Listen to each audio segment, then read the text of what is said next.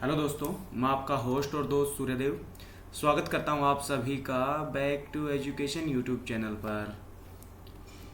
अपन polity का एक session start कर रहे हैं जिसमें पॉलिटी से रिलेवेंट जितने भी क्वेश्चंस हैं उन क्वेश्चंस को अपन सोल्व करेंगे। तो आज मैं पॉलिटी से रिलेटेड, भारतीय राज्य व्यवस्था से रिलेटेड जो राष्ट्रपति का टॉपिक है उससे कुछ क्वेश्चंस लेके आया हूँ। तो सबसे पहला जो क्वेश्चन आपके सामने है, भारत के राष्ट्रपति ने जिस एकमात्र मामले में अपने जेबी वीटो की शक्ति, यहाँ पे जेबी वीटो की शक्ति का प्रयोग किया, वह कौन सा मामला था? तो सबसे पहला है हिंदू कोड बिल, दूसरा है पेप्सू विनियोग विधेयक, भारतीय डाकघर विधेयक, दहेज प्रतिषेध विधेयक। तो यहाँ पे याद रख लेना, जेबी वीटो का जो एकमात्र राष्ट्रपति जिन्होंने प्रयोग किया था वो 1986 में किया था, और 1986 में ज्ञानी जैल सिंह के द्वारा जेबी वीटो का प्रयोग किया गया एकमात्र एक बार, और वो भारतीय डाकघर संशोधन विधेयक को रोकने के लिए किया गया। तो याद रखना, उस समय भारत के जो प्रधानमंत्री जो थे ना वो थे राजीव गांधी। तो राजीव गांधी ने बिल पास करवाया था, और ज्ञानी जैल सिंह उस समय भारत के सबसे पहले सिख राष्ट्रपति बने थे, और उन्होंने इस बिल को जेबी वीटो का प्रयोग करके कुछ समय के लिए इसमें देरी करवाई थी। बाद में इस बिल को रद्द ही कर दिया गया था। और पेप्सू विनियोग जो विधेयक है इसका प्रयोग भी हो चुका है, यहाँ पे भी एक वीटो लगाया जा चुका है, और ये वीटो जो लगाया गया था वो राजेंद्र प्रसाद के द्वारा लगाया गया था, और राजेंद्र प्रसाद ने यहाँ पे एब्सोल्यूट वीटो का प्रयोग किया था पहली बार भारत में। नेक्स्ट क्वेश्चन की तरफ चलते हैं। संसद के लिए राष्ट्रपति का अभिभाषण कौन तैयार करता है? तो संसद में जो राष्ट्रपति अपने भाषण देता है, अभिभाषण जो करता है, उसको कौन तैयार करता है? पहला ऑप्शन आपके पास स्वयं राष्ट्रपति, दूसरा लोकसभा का अध्यक्ष, तीसरा ऑप्शन आपके पास में राज्यसभा के सभापति, और चौथा ऑप्शन आपके पास केंद्रीय मंत्रिमंडल। तो इसका जो राइट आंसर होगा वो होगा केंद्रीय मंत्रिमंडल। तो यहाँ पे याद रख लेना, राष्ट्रपति का जो अभिभाषण है वो संसद में जब भाषण देता है उस भाषण को केंद्रीय मंत्रिमंडल के द्वारा तैयार किया जाता है, क्योंकि भारत में जो कार्यपालिका की जो शक्तियां हैं वो राष्ट्रपति में निहित होती है, लेकिन कार्यपालिका की जो वास्तविक शक्तियां हैं वो किस में निहित होती है? केंद्रीय मंत्रिमंडल में निहित होती है। इसलिए याद रखना, केंद्रीय मंत्रिमंडल के द्वारा राष्ट्रपति का भाषण तैयार किया जाता है, क्योंकि वो सरकार के कामों के बारे में बताता है। इसी वजह से केंद्रीय मंत्रिमंडल के द्वारा वो सब कुछ तैयार किया जाता है। चलो नेक्स्ट क्वेश्चन की तरफ चलते हैं। नेक्स्ट क्वेश्चन है, भारत के राष्ट्रपति को महाभियोग द्वारा हटाए जाने की प्रक्रिया निम्नलिखित में से किस अनुच्छेद में वर्णित है? तो राष्ट्रपति पे जो महाभियोग लगाया जाता है, महाभियोग की प्रक्रिया का जो वर्णन है वो संविधान के अनुच्छेद 61 में वर्णित है। अनुच्छेद 61 में याद रख लेना, महाभियोग की प्रक्रिया का वर्णन है। लेकिन यहाँ महाभियोग से रिलेटेड जो है वो दो क्वेश्चन बनते हैं आपके लिए। सबसे पहले आपकी प्रक्रिया पूछी जाए तो प्रक्रिया हो जाएगी महाभियोग की प्रक्रिया अनुच्छेद 61। लेकिन आपसे पूछा जाए कि राष्ट्रपति को महाभियोग के द्वारा हटाया जाता है, तो इस चीज का वर्णन कौन से अनुच्छेद में है? तो देखना, इसका वर्णन स्पेशल इसके लिए एक अनुच्छेद है, वो है 56 में, जहां पे राष्ट्रपति के कार्यकाल का वर्णन कि राष्ट्रपति कितने साल तक रहेगा, कैसे कैसे हटाया जा सकता है। तो वहां पे ये बताया गया कि राष्ट्रपति को 5 वर्ष से पहले महाभियोग के द्वारा हटाया जाता है। तो यार ना, महाभियोग से संबंधित 2 आर्टिकल आपको याद रख लेना। एक 56, अगर आपसे पूछा जाए कि राष्ट्रपति को महाभियोग के द्वारा हटाया जाता है, इसका बात का वर्णन संविधान के कौन से अनुच्छेद में है, तो आप बताओगे 56। लेकिन आपसे पूछा था कि महाभियोग की प्रक्रिया का वर्णन कौन से अनुच्छेद में है, तो आप इसका आंसर दोगे 61। नेक्स्ट क्वेश्चन की तरफ चलते हैं। संविधान के अनुसार इनमें से कौन से राष्ट्रपति की विधायी शक्ति कौन सी है? राष्ट्रपति की विधायी शक्ति पूछी है, लेजिस्लेचर पावर, इनमें से कौन सी है जो संविधान में वर्णित है उसकी जिक्र कर रहा है। तो सबसे पहला है संसद का सत्र आहूत करना, संसद का सेशन बुलाना। दूसरा है संसद का सत्र अवसान करना। तीसरा है संसद की बैठक स्थगित करना, और तीसरा है अध्यादेश ऑर्डिनेंस जारी करना। तो इसका राइट आंसर जो होगा ना वो होगा ऑर्डिनेंस जारी करना। देखो, ये सारी ही विधायी शक्तियां पढ़ाई जाती है, ये सारी विधायी शक्तियां हैं, लेकिन यह शब्द है संविधान की, संविधान में वर्णित स्पेशल जिसके लिए विधायी शक्ति का प्रयोग किया गया है, स्पेशल विधायी शक्ति लेजिस्लेचर पावर का जो प्रयोग किया गया है वो किस में किया गया है? अध्यादेश में, ऑर्डिनेंस में इस चीज का प्रयोग किया गया है। देखो यहाँ पे इनको एक बार समझा देता हूँ मैं आपको। यहाँ पे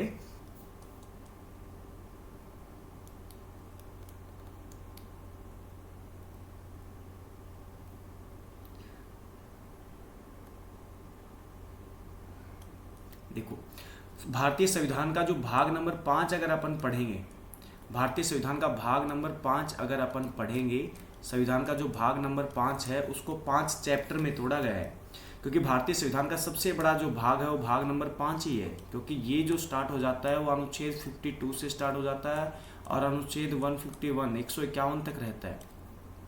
और इस भाग को कितने भाग में कितने चैप्टर्स में तोड़ा गया, यहाँ संविधान के भाग नंबर 5 को 5 चैप्टर में तोड़ा गया। पहले चैप्टर में है कार्यपालिका का वर्णन है, दूसरे चैप्टर में विधायिका का वर्णन है, मतलब संसद अपन पढ़ेंगे।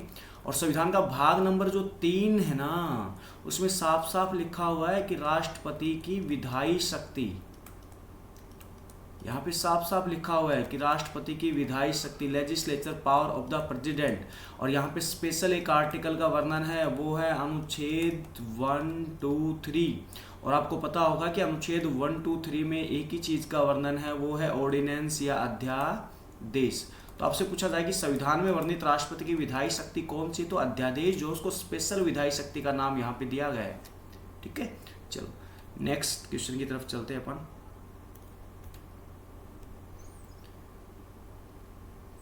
भारतीय संविधान के अनुसार निम्नलिखित में से कौन भारत के राष्ट्रपति की शक्ति नहीं है। चलो, पहला ऑप्शन आपके पास अध्यादेश का प्रख्यापन करना, मतलब अध्यादेश लागू करना, बिल्कुल राष्ट्रपति की शक्ति है।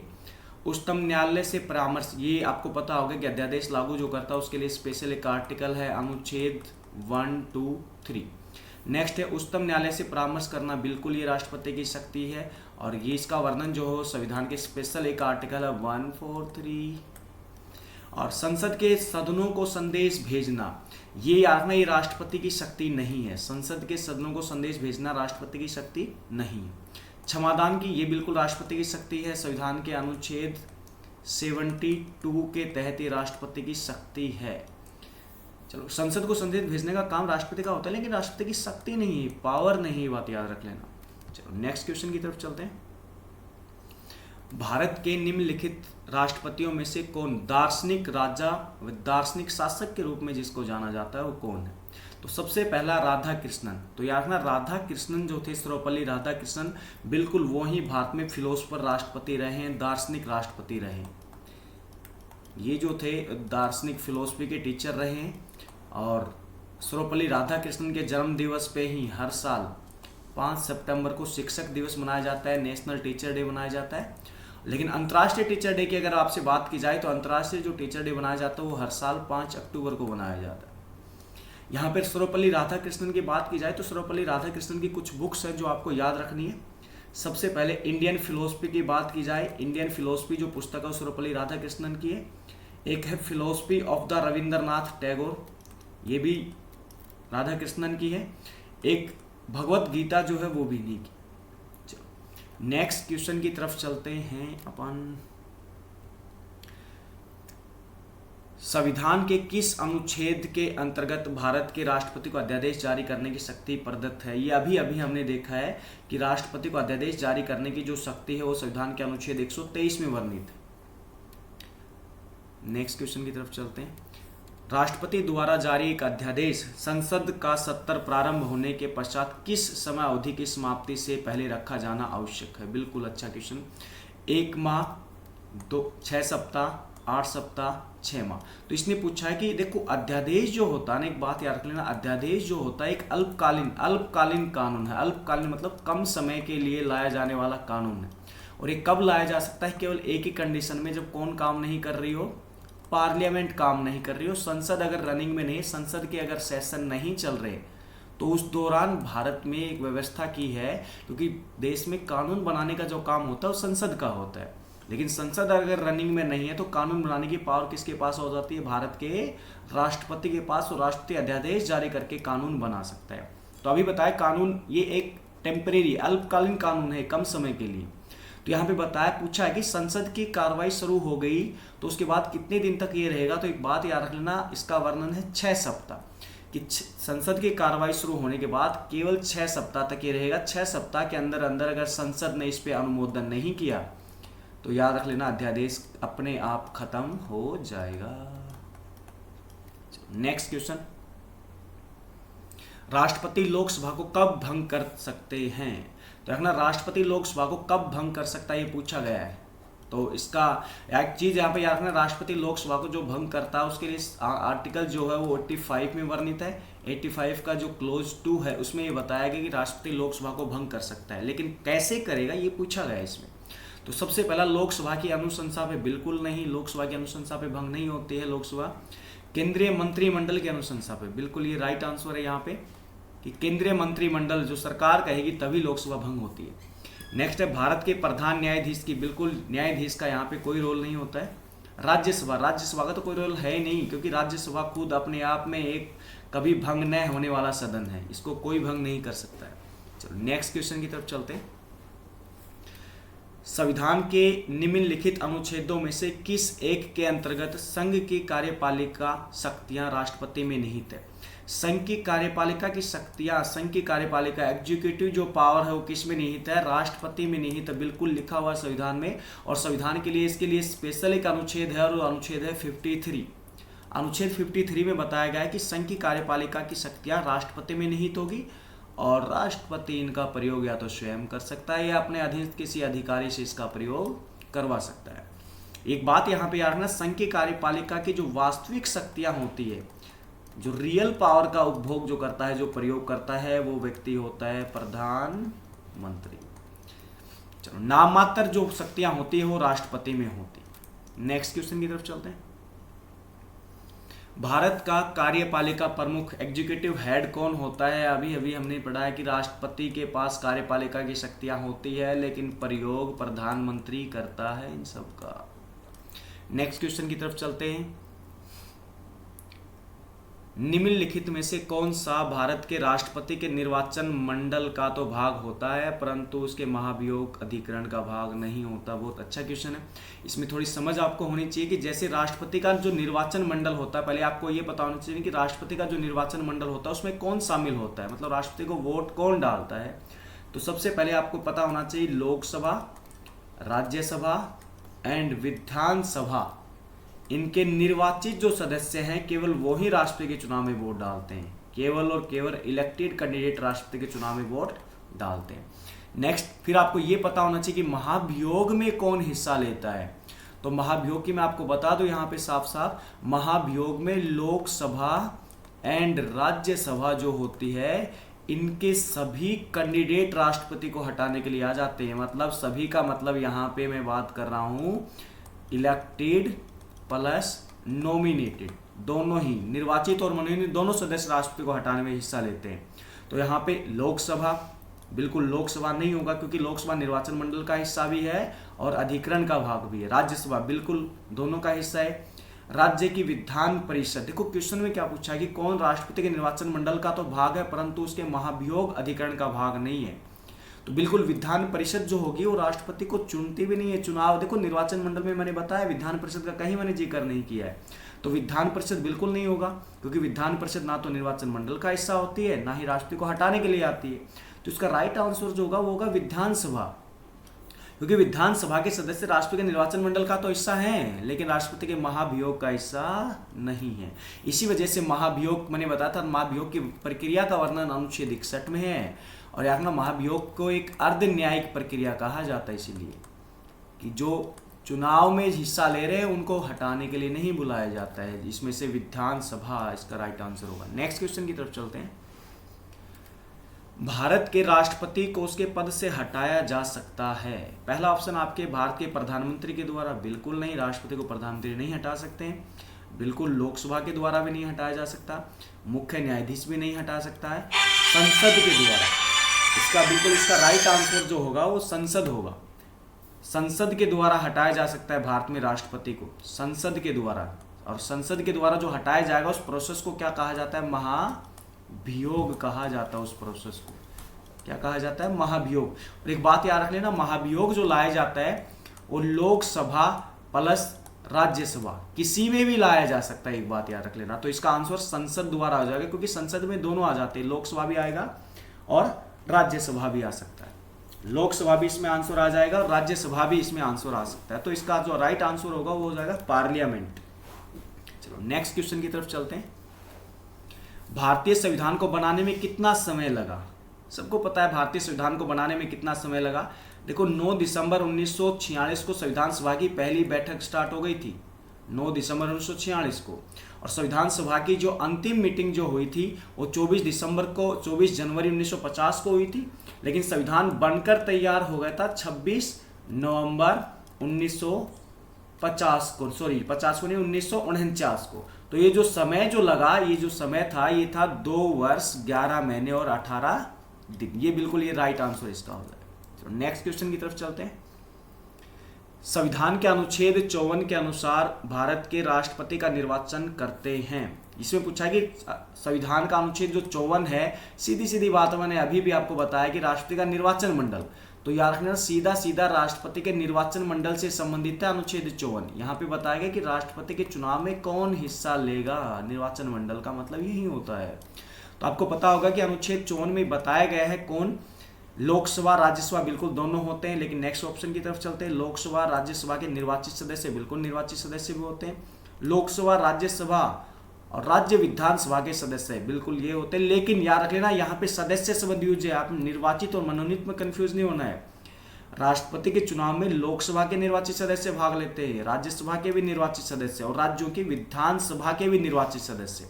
तो इसका राइट आंसर जो हो जाएगा बिल्कुल लास्ट वाला, क्योंकि इसमें निर्वाचित शब्द यूज। नेक्स्ट क्वेश्चन की तरफ चलते हैं। निर्विरोध रूप से निर्वाचित भारत के राष्ट्रपति, पूछा गया कि भारत का वो राष्ट्रपति जो निर्विरोध रूप से निर्वाचित हुआ, मतलब उसके खिलाफ चुनाव लड़ने वाला कोई भी नहीं था। तो राजेंद्र प्रसाद बिल्कुल नहीं, राजेंद्र प्रसाद 2 बार राष्ट्रपति चुनाव लड़े, दोनों बार इसके कैंडिडेट 4 से 5 कैंडिडेट रहे थे। वी गिरी भी बिल्कुल नहीं थे, वी गिरी के खिलाफ चुनाव लड़ने वाला नीलम संजीव रेड्डी था। एस राधाकृष्णन भी नहीं थे बिल्कुल, और नीलम संजीव रेड्डी, बिल्कुल नीलम संजीव रेड्डी इसका बिल्कुल राइट आंसर होगा। नीलम संजीव रेड्डी भारत के जो राष्ट्रपति बने थे 1977 में, और 1977 में इनके खिलाफ कोई ही नहीं था। मतलब पर्चा दायर किया था करीब करीब 35 से 37 लोगों ने, लेकिन सभी का जो पर्चा था और निर्वाचन आयोग के द्वारा रद्द कर दिया गया था। एकमात्र कैंडिडेट बचे थे और वो थे नीलम संजीव रेड्डी। तो आप कह सकते हो कि नीलम संजीव रेड्डी भारत में निर्विरोध रूप से चुने जाने वाले एकमात्र राष्ट्रपति। नेक्स्ट क्वेश्चन की तरफ चलते हैं।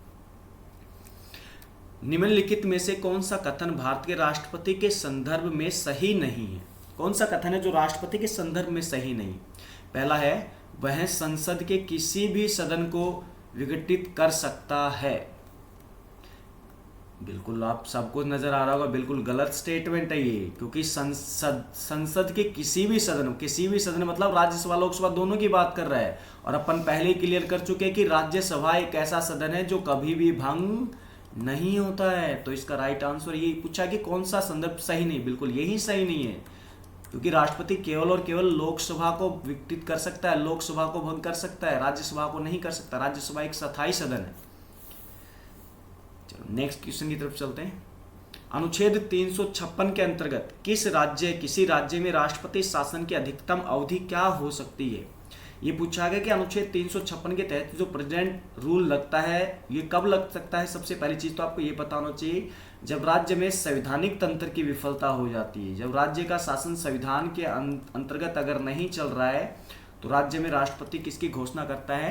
राष्ट्रपति शासन की घोषणा करता है। तो एक बात याद रख लेना, राष्ट्रीय शासन मैक्सिमम 3 ईयर्स के लिए चल सकता है, मैक्सिमम 3 ईयर्स के लिए चल सकता है। और रखना, एक वर्ष में आपसे पूछा जाए कितने वर्ष तक बढ़ा, एक बार में कितने टाइम तक बढ़ाया जा सकता है, तो एक बार में इसको 6 मंथ तक बढ़ाया जा सकता है संसद के अनुमोदन के द्वारा, वो भी संसद के अनुमोदन के द्वारा। आपसे पूछा जाए कि राष्ट्रपति की घोषणा के बाद राष्ट्रपति शासन कितने दिन तक चलता है, तो ये याद रखना 2 मंथ, मतलब 2 मंथ तक।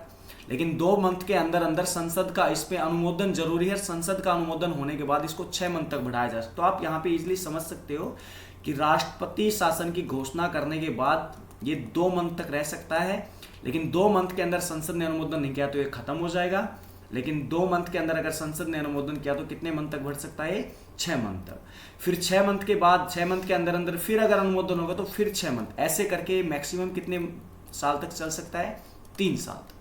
लेकिन कुछ क्षेत्र जगह है जहां पे इसका अपवाद रहा है, जैसे जम्मू एंड कश्मीर इसका अपवाद रहा है, और पंजाब इसका अपवाद, क्योंकि पंजाब में एक बार 5 साल तक रहा है, जम्मू कश्मीर में 7 साल तक एक बार रहा है, तो ये इसका अपवाद भी है। चलो नेक्स्ट क्वेश्चन की तरफ चलते हैं। राष्ट्रपति के निर्वाचन से उत्पन्न विवादों की जांच, राष्ट्रपति के निर्वाचन से उत्पन्न विवादों की जांच किसके द्वारा की जाती है? पहला ऑप्शन आपके पास भारत के निर्वाचन आयोग, निर्वाचन आयोग का कोई काम नहीं यहाँ पे। उच्चतम न्यायालय, बिल्कुल राइट आंसर इसका ये होगा सुप्रीम कोर्ट, है ना, सुप्रीम कोर्ट। स्पेशल इसके लिए एक आर्टिकल से संविधान में अनुच्छेद 71, अनुच्छेद 71 में साफ साफ बताया गया है कि भारत में राष्ट्रपति और वॉइस प्रेजेंट और वॉइस प्रेजेंट संबंधित कोई भी डिस्प्यूट अगर होता है इलेक्शन से संबंधित, वो सीधा कहाँ पहुंच जाएगा? उच्चतम न्यायालय में। ये उच्चतम न्यायालय के अपीलीय मूल क्षेत्राधिकार में आता है कि वो मामला केवल और केवल सुप्रीम कोर्ट में ही जाएगा, उसके अलावा कहीं नहीं हो सकता। चलो आज का सेशन यहीं खत्म करते हैं। Thank you everyone.